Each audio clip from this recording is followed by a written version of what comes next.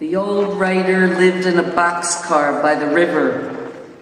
This was fill land that had been a dump heap, but it was not used anymore. 5 acres along the river, which he had inherited from his father, who had been a wrecker and a scrap metal dealer. The old man used to write, but gradually as he wrote, a disgust for his words accumulated until it choked him, and he could no longer bear to look at his own words on a piece of paper. It was like arsenic or lead, which slowly built up in the body until a certain point is reached, and then he hummed the refrain of Dead Man Blues by Jelly Roll Morton. He had an old wind-up Victrola, and sometimes he played the few records he had. The old man lived on a small welfare check, and he walked a mile to the grocery store once a week to buy lard and canned beans and tomatoes and vegetables and cheap whiskey. Every night he put out the trap lines, and often he would catch a giant catfish and carp. He also used a trap, which was illegal, but no one bothered him about it.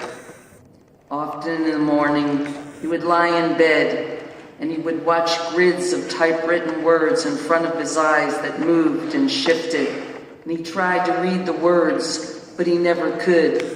He thought if he could just copy these words down, which were not his own words, he might be able to put together another book. And then, but then what? One morning, he got out his typewriter, which hadn't been used in many years. The case was covered with dust and mold, and the lock was rusted. He set the typewriter on the table he used to eat from. It was just a 2x4, just 2x4s attached to the wall and a heavy piece of 1/2-inch plywood that stretched between them and an old oak chair. He put some paper in the machine, and then he started to write. I want to reach the western lands, right in front of you, across the bubbling brook, its frozen sewer. It's known as the Dead Land, remember? All the filth and horror, fear, hate, disease, and death of human history flows between you and the western lands. Let it flow. My cat Fletch stretches behind me on the bed. A tree like black lace against a gray sky, a flash of joy. How long does it take for a man to learn that he does not, cannot want what he wants? You have to be in hell to see heaven.